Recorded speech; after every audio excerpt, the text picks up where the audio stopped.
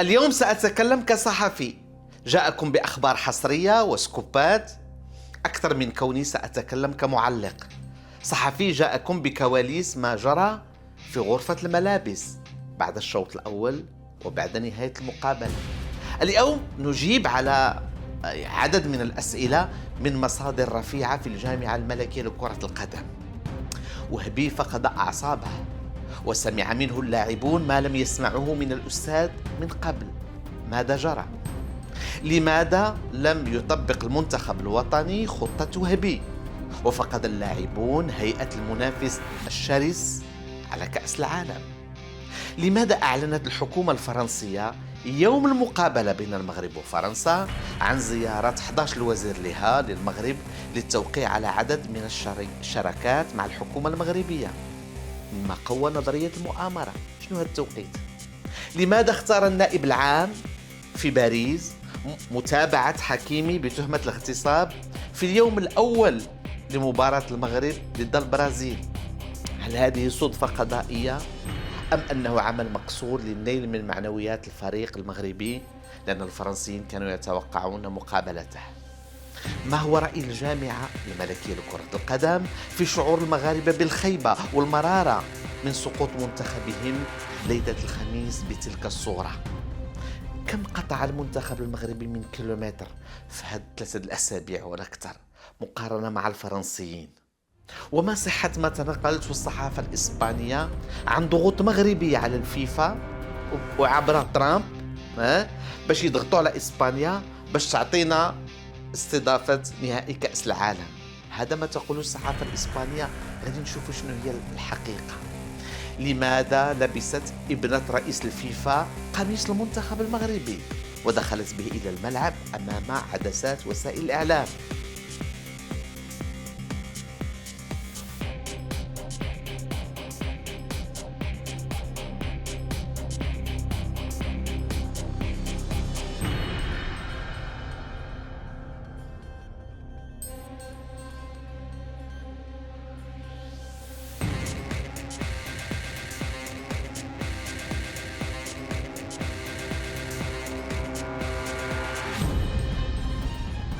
مساء الخير ومرحبا بكم في حلقة خاصة تكشف الكثير من الأسرار عما جرى ليلة الخميس، تلك الليلة التي بات فيها المغاربة يعني في كرب شديد، طبعا مع تداخل الرياضة والسياسة والبسيكولوجيا في خروج المغاربة المؤلم من دوري ربع نهائي كأس العالم.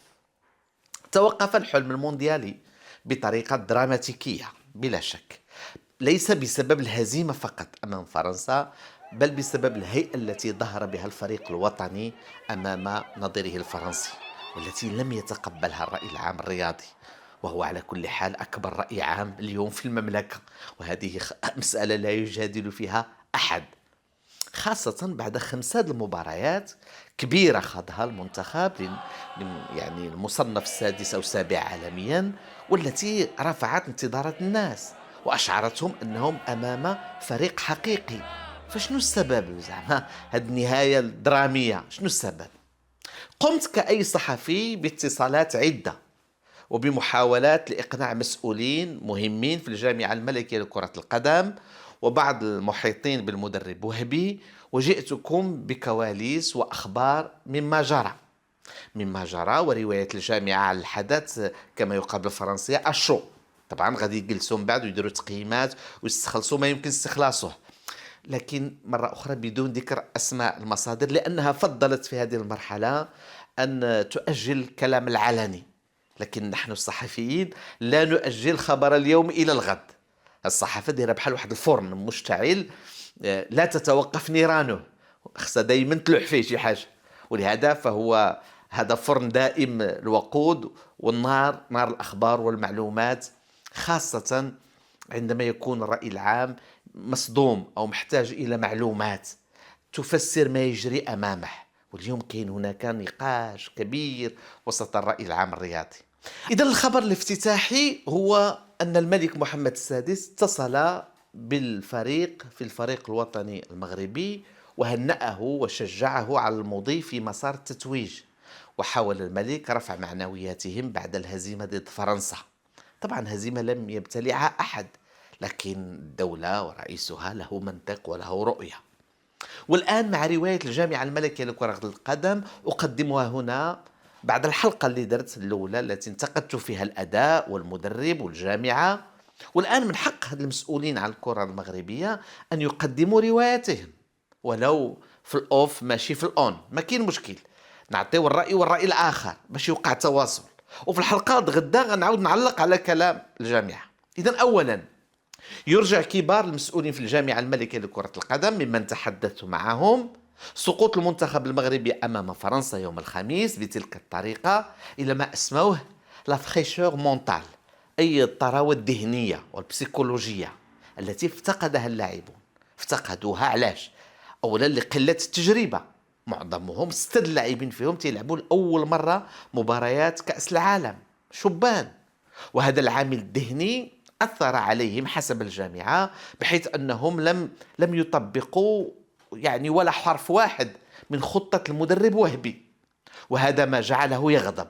قلت لكم غنقول لكم علاش غضب، وبقوة وبشدة، حتى البعض كثير منهم تفاجئوا بدك الغضب نتاع الأستاذ، وخرج الوهبي الهادئ عن طوره وهو يغادر غرفة تبديل الملابس. شفتوه خرج قبل من اللاعبية، وعلامات النرفزة ظاهرة عليه. بل إن مسؤول كبير في الجامعة مرة أخرى قال لي هذا الصباح خطة وهبي التي وضعها للفريق المغربي للاعب هي بالضبط الخطة التي لعب بها المنتخب الفرنسي، وكأن لاعبي المنتخب الفرنسي استمعوا للمدرب المغربي في حين أن المنتخب المغربي لم يستمع إليه. هذا لا فريشور مونتال اللي نقصاته. إذن عطاهم توصية ما طبقوهاش في الميدان. إذن هي التجربة، هي التراكم، وهي أيضا قوة الخصم، وهو مدجج بعناصر كثيرة وكل اللاعبين ديالو أقوياء. تيقول نفس المصدر هيئة البطل الذي سيحصل على كأس العالم يجب أن يصل إلى الأدوار النهائية وكأنه عاد بدا، يعني كل ماتش عنده عاد بدا، خصو يبقى عنده داك طول النفس. وهذا يتطلب قوة ذهنية، ويحتاج إلى وقت، ويحتاج إلى جهد، ويحتاج إلى خبرة، تماما كما ينضج الإنسان مع الوقت. ما يمكنش تطلب من شاب صغير حكمة رجل كبير في لحظة واحدة. هذا التفسير الأول. التفسير الثاني الذي سمعته من مسؤولي الجامعة، وهو حقيقة تفسير يتقاسمونه مع وهبي في تحليله، أن الفريق الذي يصل إلى هذا المستوى من المنافسات الربع النهائي تطلب يكون عنده 26 أساسي ماشي 11، لأن المنافسة تقوى مع تقدم الأدوار، والأعطاب تأتي في الطريق، ولا يبقى في النهاية سوى الفريق اللي عنده 25 أو 26 أساسي وله تجربة وله تراكم في الربع النهائي. إذن هذا الربع اللي وصلنا له أي مرحلة الثمانية، معناه في قراءة الجامعة أن 40 فريق سبقونا مشاو لديورهم ومنهم ألمانيا والبرازيل وكندا وهولندا، كندا البلد المنظم. إذن تيقول ما تنساوش، ورا 120 فريق بداوا المقابلات. إذن راه وصلنا في 8 مشوا من شحال. وأن ربع النهائي بهدد أمريكا هو تقريبا نصف نهائي قطر يعني بالحساب الجديد. هذا معناه أننا ثبتنا موقع المغرب في الثمانية الكبار، ما بقاتش صدفة ولا غير زهر، لا ولا مثبت بحال إيغاليزي. والتقدم إلى أطوار أكثر يحتاج إلى طاقات جديدة ولاعبين كثر وجدد وتجربة، وهذه لا تكتسب مرة واحدة. فرنسا لم تحصل على أول كأس العالم سوى 1998 وعندما استضافت كأس العالم على أراضيها، ثم غابت 20 سنة قبل أن تعود إلى كأس 2018 ثم إلى نهائي 22، ودابا هي غدا غالبا إما نصف نهائي أو نهائي 26. العنصر الثالث، المنتخب المغربي قطع آلاف الكيلومترات بين أمريكا والمكسيك كثار من فرنسا. قال لي المسؤول في قطر كنا نلعب الماتش وفي المساء نكون في الفندق، أما الآن طار اللاعبون ساعات طويلة أكثر من فرنسا وفي طقس مختلف وبين دولتين. قبلت هذا الكلام ديالو مشيت نبحث، قمت بواحد البحث على المسافات التي قطعها المنتخب المغربي بين كل مدينة ومدينة وما بين المكسيك وأمريكا، والحقيقة أني تفاجأت. تصوروا خلال 26 يوم من مباراة البرازيل يوم 13 يونيو إلى الخروج أمام فرنسا يوم 9 يوليوز تنقل المنتخب المغربي وطاقمه بين الولايات المتحدة والمكسيك. تعرفوا شحال قطع 6750 كيلومتر في الجو، وقضى ما يقارب 20 ساعة طيران. هذا الحساب ما محسوبش فيه الرحلة الأصلية اللي مشاو من المغرب للولايات المتحدة الأمريكية، وما حسبناش فيه رحلة بعد الإقصاء العودة إلى المغرب، هذيك ما نحسبوهاش. ولا التنقلات البرية، بلا ما هضرتش ما حسبتش التنقلات البرية بين المطارات، بين الفنادق، بين ملاعب التدريب. كما أن زمن الطيران يبقى تقديري، لأن مدة رحلات أنا شفتي في الطابلو في التوقيت العالمي، لأنه بعض المرات الطائرة الخاصة أو المستأجرة وحسب الاكتظاظ اللي كاين في المطارات ما تعرفش واش يسمح لهم ينزلوا، يمكن يكون طيران أكثر. المهم هذا عاد الطقس. طيب حاولت نقارن، إلى هادو قطعوا 6744 كيلومتر، شحال قطع المنتخب الفرنسي؟ تصور هنا لقيت المفاجأة. فهاد المدة كلها هاد الإقصائيات فرنسا ما تحركوش أو ما طاروش سوى 1365 كيلومتر. يعني الفارق بين التنقل الكيلومترات اللي قطعها كل منتخب 5379. 5300 خمسة المرات. المنتخب المغربي قطع مسافة تقارب 5 أضعاف ما قطعه المنتخب الفرنسي. وفوق هذا المنتخب المغربي خرج من أمريكا ومشى للمكسيك، وخرج من فصل ومشى الفصل ما بين مونتري ما بين هيوستن، ثم رجع فصل ثالث فوق الساعات، ليكار نتاع الساعات كاين تاع التوقيت، وكاين الطقس، راه بحال يدخلوا اكثر من طقس في مده صغيره. في حين ان المنتخب الفرنسي بقى في امريكا وطار ساعات قليله. وهذا تفاجأت بان هذا العدد كبير.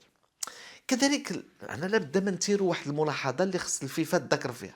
المنتخبات الأوروبية عادة الحسم في التأهل لكأس العالم تيكون قبل الفرق الافريقيه بحوالي 6 شهور، تيكونوا عارفين شكون اللي واصل، وبالتالي تيمشيو تيكريو مقرات ومحل تدريب، وتعرفوا شكون اللي كاين في لي تيت دو ليست الى غير ذلك. وهذا طبعا تيوفر عليهم واحد العدد الاشياء، في حين ان الاخرين ما تيعرفوا حتى لاخر لحظه. نقطة ثالثة هي هذه القضية نتاع هذاك الثالث المحظوظ اللي تيخرج من مجموعات، انه ما تيلعبوش في نفس الوقت، تيلعبوا في اوقات متباعدة. كل تيعرف مثلا اسكتلندا كون كان عرفات بانها او ما عرفاش واش غدوز ولا ما غدوز، كانت غتلعب مع البرازيل بقوة اكبر، وكان ممكن ما تسجلش عليها البرازيل 3 الاهداف، وبالتالي نقدروا ندوزو حنا الاولين في مجموعتنا. اذا هذوك اللي دايزين بثلاثه خصهم يلعبوا في نفس الوقت، وهذا المشكل كذلك اللي وقع لايران. هذه المساله اساسيه لان تتعلق بتساوي الحظوظ. فلو ان اسكتلندا مثلا ما كانتش عارفه واش غدوز الثالثه ولا، لانه ما عارفاش نتائج المقابلات الاخرى، ما هي داخله عارفه بانها هي مؤهله، فما دارش مجهود باش انها تحقق نتيجه او على الاقل تعادل مع البرازيل، وهذا كان على حسابنا لان مشينا حنا دوزيام في المجموعه اللي كنا. هذه القضيه لابد من الذكر فيها الفيفا، انه هذوك نتاع الثلاثه خصهم يتلعبوا في نفس الوقت باش يتساوى الحظوظ بين الناس. رابعا، هل انجز المغرب المطلوب منه ام لا؟ يقول مسؤول رفيع في الجامعه دائما لبرنامج كلام في السياسه، تقول الذين لم يقدروا وصول المغرب إلى الربع نهائي وخلى 40 فريق وراه وكان أمله كبير وسقف انتظاراته أعلى، تيقول هذا السيد مسؤول هذا بحد ذاته هدف مهم للكرة المغربية وأساسي أن يصبح طموح الجمهور كبير، هذا حق الناس. ولكن لنعد لنتأمل الصورة بعقل بارد. فتاريخ الكرة المغربية وتاريخ المشاركات المغربية في كأس العالم راه ما فيها إلا نصف نهائي في قطر، يعني في لاكوب اللي داز، وفيها ربع نهائي في أمريكا، هادو اللي يعني مستويات متقدمة. وراه المغرب كان تيمشي كأس العالم بالرتبة 60 و70، دابا راه دخلها بالرتبة 6 أو 7. إذا نفهموا هاد الفروق اللي كانت. المغرب الآن صادق على دخول قائمة العشرة توب 10، وهذا يحتاج باش نوليو عندنا بطل. خصو تيقول هذا المسؤول خصو الكوستيم، وتيقول هذا الكوستيم نتاع البطل راه الطيور صوبو بدأ الاشتغال فيه، يعني شخصية البطل بدأت تتكون، وبينما بقى إلا تفاصيل صغيرة ومهمة مع الوقت، مع الجدية، مع الاستعداد، مع المباراة الودية إلى غير ذلك. وخذ مثلا قال لي هذا المسؤول المكلف بالتغذية اللي تيتسمى نوتريسيونيست. هذا النوتريسيونيست هذه واحد التخصص نادر، مراقبة أكل اللاعبين. هذا جاب واحد السيد جديد من إنجلترا سميتو بين أشورث، وقام بعمل رائع لتهيئة اللاعبين لمقابلات، للتنقلات، لمواجهة الضغط، طبعا مع المعدين البدنيين. وتقول هذا تخصص نادر جدا، وهنا تكمن التفاصيل الصغيرة التي تنقص الفروق الإفريقية واللي عند الدول الأخرى. إذا الآن دخلنا للتفاصيل الصغيرة والحسابات الصغيرة يقول هذا المسؤول، وهذا الشيء لابد عنده علاقة بالنتيجة. السبب الخامس: ماذا تقول أيها المسؤولون لأصحاب المؤامرة؟ كلمة لأصحاب نظرية المؤامرة اللي قالوا بأن المغرب باع الماتش لفرنسا.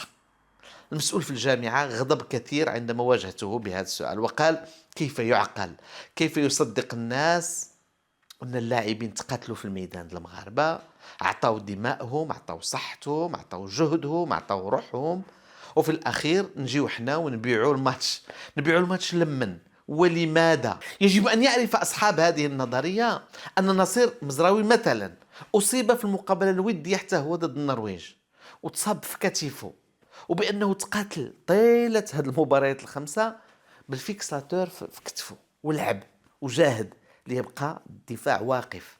لاعب آخر انتفخت رجليه أثناء التنقلات الكثيرة، كان يستعمل إبر كل يوم ليلعب.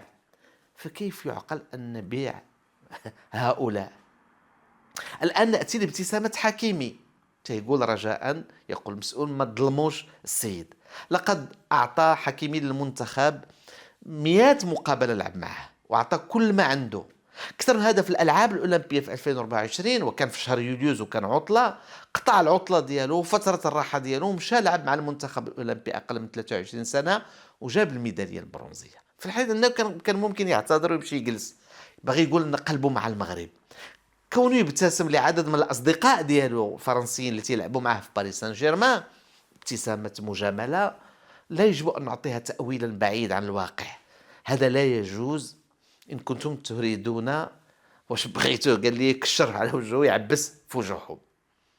طبعا كاين تفاصيل هنا، كاين جوج الأحداث وقعوا في هذا الموضوع اللي في حقيقة زادوا غداو نظرية المؤامرة. أول حاجة الحكومة الفرنسية، وتقريبا بدون اتفاق مع الحكومة المغربية، اعلنوا في نفس اليوم اللي كاينه فيه اللي تعلنت فيه المقابلة، غتلعب فيه المقابلة، أنه الوزراء أكثر من 11 الوزير غادي يجي للمغرب، وغادي يجيو باش يوقعوا عدد من الاتفاقيات المهمة في عدد من المجالات تمهيدا للزيارة الملكية إلى فرنسا للتوقيع على معاهدة صداقة غير مسبوقة. هذه المسألة فيها وما فيها، كان ممكن تأجيل هذا الإعلان، نحن لاعبين دابا منتخب، فهذا فيه شوية نتاع ماشي هو هذاك. واش داروا الفرنساويين مرة أخرى عن قصد، ولا بالعكس عفوية لأن الأجندة الدبلوماسية إلى غير ذلك؟ ما عرفناش، ولكن تتبقى علامة استفهام. النقطة الثانية وهذه أهم، هو أن البروكيرور جنرال في باريس في المحكمة هناك قرر متابعة حكيمي في اتهام الاغتصاب الملف اللي كان عنده، راه تقريبا دابا أكثر من سنتين هو موضوع، وما جا حتى النهار الاول تاع المباراه اللي غادي يلعب مع المغرب مع البرازيل، يعني اللي غادي يدخل المنتخب، وعاد علن على انه غادي يمشي، قرر يتابعوا امام المحكمه وصيفط الدوسي ديالو للمحكمه. هذا التوقيت واش هو صدفه قضائيه ولا حسابات مدروسه؟ هادشي كل شيء ممكن. هذا جزء من داك السم الفرنسي لا بغينا نقولوا للتاثير على معنويات لاعب كما بغى يكون حال، تبعه بتهمه كبيره بجنايه كبيره في فرنسا، عنده سمعه، عنده عائله، عنده فريق يلعب له الى غيره. طبعا هو طعن في هذه الاحاله القضاء محكمه النقد وغادي ينتظر الجواب ديالها، ولكن الاعلان على هذا في هذا التوقيت كان فيه ما فيه. اذا يمكن لنا كل واحد كيفاش غادي يقراه، ولكن هذا ما عنده علاقة بالمقابلة مباشرة، ما جرى، الطريقة باش لعبوا إلى غير ذلك، أن اللاعبية ما طبقوش الخطة، ما استمعوش للمدرب، كان عندهم مشاكل في هذا لا بيرفورمانس لا بغينا نقولوا بسيكولوجيك إلى غير ذلك. النقطة السادسة، دابا ندوزو للفلوس. كم ستتقاضى الجامعة الملكية لكرة القدم من وراء الوصول إلى ربع نهائي كأس العالم 2026 في أمريكا؟ الجواب هو أكثر من 21 مليون دولار، أكثر يعني تقريبا 21 مليار. مع أن الفيفا تحملت مصاريف تنقل وإقامة الفريق الوطني والطاقم ديالو، والجامعة خلصات يعني غير دوك العائلات اللاعبية اللي داتهم. إذا فلوس مهمة غادي تدخل. السؤال السابع سألت: كم سيتقاضى كل لاعب في المنتخب المغربي شارك في بطولة كأس العالم؟ ضروري نسولو شحال. الجواب المسؤول الرفيع في الجامعة قال لي حوالي غنعطيهم 20% من مجموع المنحة التي حصلت عليها الجامعة، والباقي غادي يمشي للجامعة باش تغطي به مصاريفها. طبعا الكالكولاتريس عندي حسبت انه شحال غادي تجيهم 20%، غادي تجيهم 4 المليار و200 و200 مليون، يعني تقريبا 145 مليون لكل لاعب 26. الى حسبنا بان كل دولار تيدير 9 دراهم، اذا 145 ماشي كتير، خصوصا مع اللاعبيه الكبار بحال حكيمي بحال مزراوي اللي اجورهم فروقهم اكبر بكثير. اذا هذا هو النورم، تعطيهم 20% من ديك المنحه. اذا وفي الغالب تيقسموها معاهم كل شيء، سواء اللي شارك او ماشي شارك، لان كاين واحد روح للفريق. اذا بالنسبه ل 145 مليون لعيبيه كبار بحال هادو تيلعبوا في نوادي كبيره، ماشي شي حاجه كثيره. اذا الشغف طبعا، الحب البلد، التمثيل، الظهور، بلا شك واحد العدد فيهم غادي تزاد قيمتهم السوقيه، غيتعرفوا اكثر. شفنا عدد من المدربين اللي كانوا حاضرين، وسائل الاعلام العالميه اللي كانت مسلطه الضوء في اوروبا وفي امريكا وفي كندا، في امريكا اللاتينيه اللي ما تعرفوش كثير على اللاعبين المغاربه وعلى المغرب، كان فيه واحد الاعلان وواحد الاشهار كبير. وطبعا هذا يستفيدوا منه اللاعبيه كذلك، انهم وصلوا للدوري الثمانيه. هذا مهم ومهم جدا. من الاشياء اللي انتشرت في الريزو سوسيو، قالوا فين اختفى القجع ما بين الشوط الاول والشوط الثاني. في الشوط الاول كانوا تيشوفوه، في الشوط الثاني ما تيشوفوش. فين مشى؟ واش غضب من اللاعبين؟ واش ذهب للقاء الفرنسيين؟ واش مشى تيطبخ شي مؤامره؟ فين مشى؟ مسؤول في الجامعه يقول لا شيء من هذا. تيقول الجامعه الرجل الجامعه انه فوزي القجع كان في واحد البلاصه فيها الشمس، دوخته الشمس، بدل المقعد فقط هربا من الشمس، وليس هناك لا اسرار ولا مؤامرات ولا لقاءات في الكواليس. هذه من الاشياء اللي شفتها في الريزو سوسيو، والان الريزو سوسيو يغذون مع هذا جو الحزن وجو الصدمه، كل حاجه تتعطى لها تفسير. تاسعا: ما هو السر وراء ارتداء ابنة انفانتينيو لقميص المنتخب المغربي؟ شفتوها كلكم. هنا معلومة ربما تفسر هذا الحب السويسري لهذه الفتاة للمغاربة. اللي عرفت أنها زوجة انفانتينو، اسمها لينا الأشقر، لبنانية الأصل، أي أن مزروع في دمها حب العرب وحب الدول العربية. وهذا ما يفسر ارتداء ابنتها أليسيا لقميص المنتخب المغربي. وها هي الصورة التي جابت وسائل الإعلام العالمية وزادت من ضغط الدم بالنسبة لبعض جيراننا سامحهم الله. إذا البنيتة صغيرة أمها لبنانية، هذا ما جعلها تحب الفريق المغربي، الفريق العربي اللي بقى في الإقصائيات، ولبسات التونيد المغرب وخرجت مع باها وحضرت المناسبة والتقطت لها الصورة وسائل الإعلام. هذه هي القصة وما فيها. عاشرا: الصحافة الإسبانية تقول واش كاين شي حاجة تطبخ من أجل اقتناص المقابلة النهائية لكأس العالم 2030، وقالوا بأن المغرب تيضغط على انفانتينو، ويمكن انفانتينو يدخل عن ترامب، وترامب دابا تيكره الاسبان، فيمكن يهضر مع الفيفا باش تعطينا كأس العالم. الجواب يقول المسؤول بأن الصحافة الإسبانية يعني كل هذه الأشياء لا أساس لها من الصحة. فوزي القجع لم يمارس لا ضغوط شديدة لا على الفيفا لاحتضان كأس العالم ولا أي شيء، والآن كل شيء مؤجل، المناقشة حتى تكمل يعني المقابلات كأس العالم ويوقع تقييم، وعاد غادي يدوزوا للحسم في الأول، إما بالتوافق شوف فين غيكونوا المقابلات، وإما بالتصويت داخل أجهزة الفيفا. والآن كل شيء مشغول بمباريات المتبقية في كأس العالم، وغيكون هناك نقاش صريح حول تجربة مثلا 48 فريق، واش يبقاو فيها ولا لا، بإيجابياتها بسلبياتها ببرمجتها بأشياء كثيرة.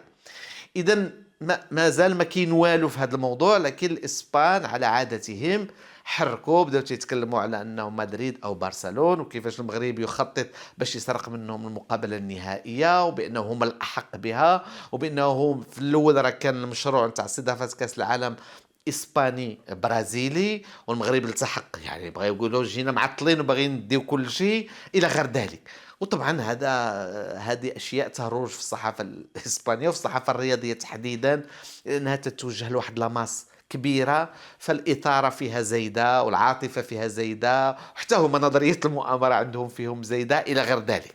طبعا طموح المغرب ان يستضيف، وخصوصا ان الكاس العالم ينظم الان بين قارتين، وبانه لابد ما يتخذ بعين الاعتبار حظوظ افريقيا ومكانتها الى غير ذلك، وبان اسبانيا سبق لها نظمت كاس العالم وفازت به.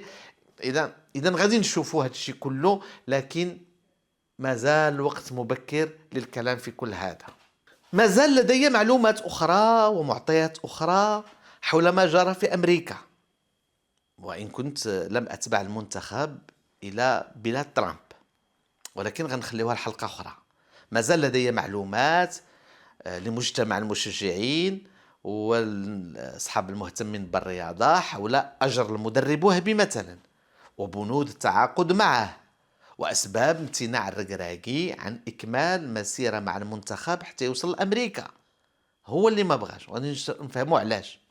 ما زال لدي معلومات حول طرق احتساب العائد على الاستثمار في المشروع الرياضي، ماديا وسياسيا ودبلوماسيا وثقافيا، وحول المجهود الذي يجب أن يبذل من طرف الجميع من أجل الاستثمار في هذا الإعلان غير المسبوق للمغرب في أمريكا وفي أوروبا على مستوى جلب الاستثمار الخارجي، وهو مازال ضعيف. احنا ما تنجيبوش استثمارات بزاف، شوف تركيا، شوف اليونان، شوف البرتغال، دول يعني تجيب أكثر منا بكثير. على مستوى الاستقطاب السياحي الآن جبنا 20 مليون ولعبت فيها الكرة واحد دور مهم. على المستوى الدبلوماسي والحضور الدبلوماسي للمغرب في أمريكا اللاتينية وفي غيرها. ما زلت سأتحدث عن دروس منتخب مغربي ألهم الأمة المغربية، وكيف يمكن تعميم هذا النموذج الناجح في الرياضة في مجالات التدبير العمومي، ونحن على أبواب تنظيم انتخابات في شتنبر المقبل. ما زال لدي معلومات حول تحركات رئيس الحكومة عزيز أخنوش وعودته إلى المشهد السياسي والانتخابي بعد أن اعتزل السياسة ونزل من قيادة حزب الأحرار قبل الوصول إلى تقديم الحساب في صناديق الاقتراع. وعلاش رجع دابا؟ وما علاقة كل هذا بترشيح فوزي القجاع في الدوائر السياسية وفي الإعلامية لدور سياسي في المرحلة المقبلة؟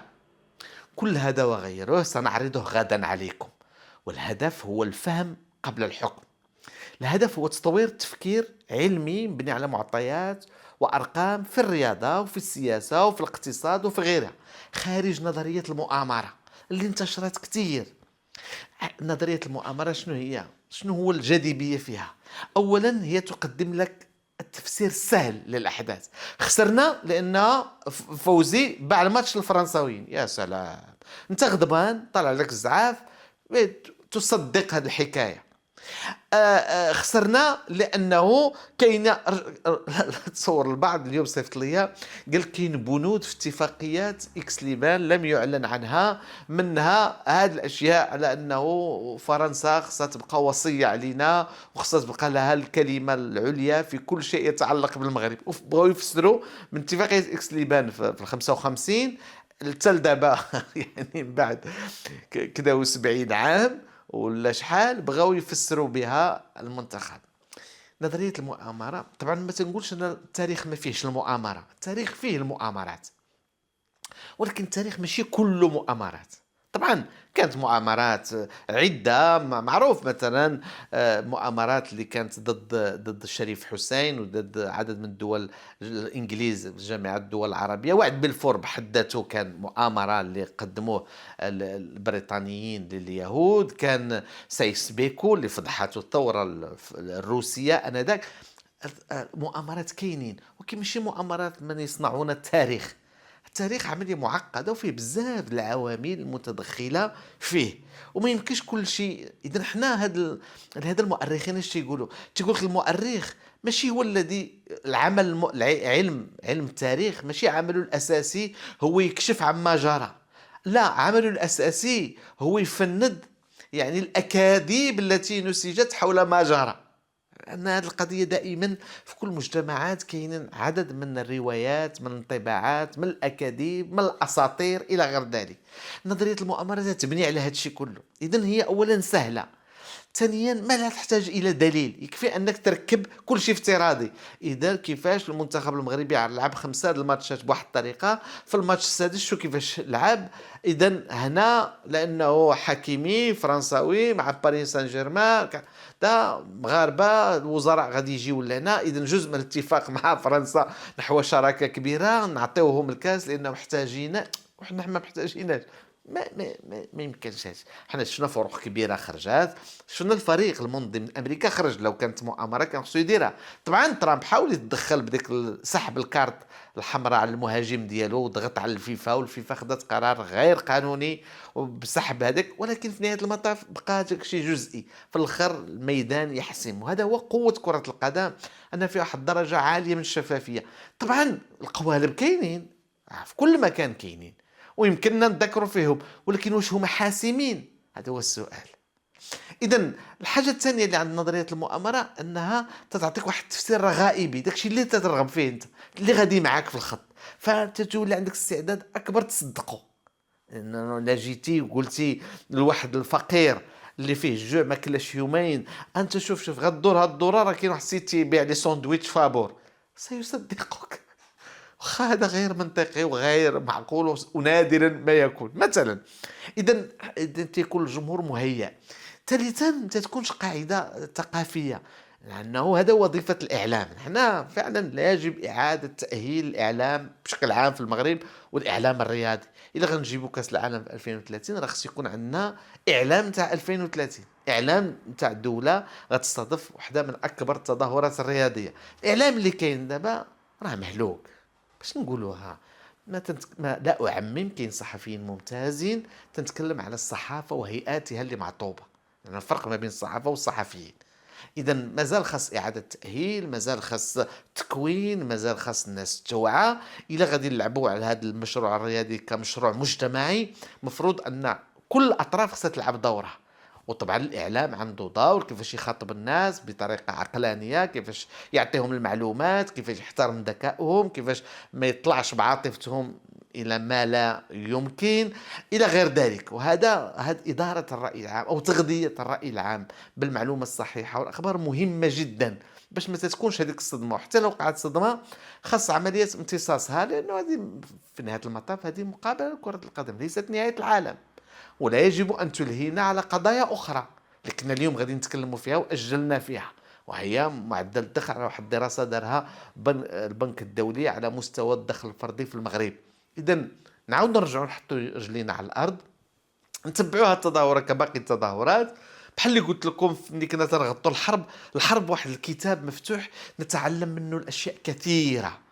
نتعلم منه أحوال السياسة والاقتصاد والدبلوماسيا والقانون الدولي والتسلح والذكاء الاصطناعي وعالم التجسس وموازين القوى وما يطبخ في السر وما يطبخ في العلن وبزاف الحوايج. لأنه في الحرب هي لحظة انكشاف هذاك موازين القوى، بحال تطلع عليه كما هو تيبان.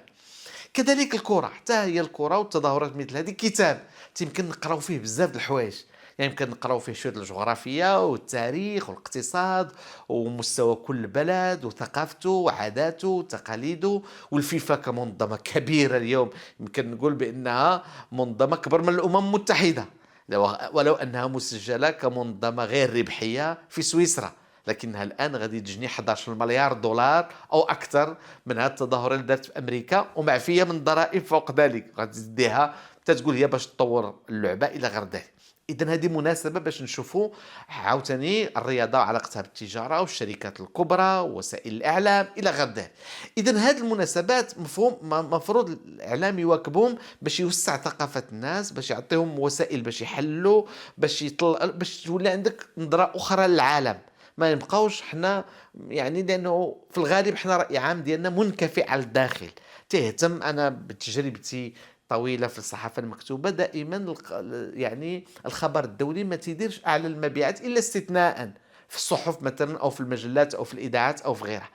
بالعكس الحدث الداخلي هو اللي عنده اهتمام كبير جدا بواحد المعنى مفهوم، ولكن واحد المستوى أن الرأي العام مازال منكافئ على الشأن الداخلي، مازال ما عندوش واحد نظرة أبعد. اليوم نحن نعيش في كوكب صغير، ما يحدث هانتم شفتوا ما حدث في الحرب مع إيران وإغلاق المعبر دفعناه كاش هنا عند أخنوش في المحطات ديالو، أنه زادوا علينا وارتفعت واحد العدد المواد. اذا انت مجبر تفهم شنو هو هذا المعبر وفين كاين وعلاش غلقوه الان وعلاش مشاو لهذه الحرب، كيفاش نتنياهو سيد هذاك ترامب على واحد السيناريو خيالي وجابوا يدخل الحرب. والان هو تيعاود يروج له واحد النظريه تيقول له راك مهدد، ايرانيين غادي يغتالوك وبالتالي خصك تعاود ترجع للحرب، لانه خايف يفقد الانتخابات نتنياهو لداخل ويلعب بالدماء الفلسطينيه واللبنانيه والايرانيه، لان عنده انتخابات في اكتوبر واستطلاعات الراي تتقول بانه حزب الليكود غيجي هو الثاني ما غيجيش هو الاول. هذاك الجنرال ديالو ايزنكوت هو اللي مرشح الان ياخذ احتمال ياخذ المرتبه الاولى مع تحالفات اخرى. اذا باش نفهموا هذا الشيء كله، المشاكل اليوم في العالم مرتبطه ببعضياتها، ما حتى حاجه منفصوله على بعضياتها. يعني اي حاجه وقعت في اي بلد غادي تاثر عليك، وحنا عطينا النموذج نتاع هذه الحرب وحنا داخلين الحروب اخرى في واحد النظام دولي نهار ومازال ما طلعش نظام اخر نفهموا معالمه. اذا كتاب الرياضة كتاب مهم، غير خصنا نعرفوا نقراو فيه، نبحثوا على المعلومة من مصدرها.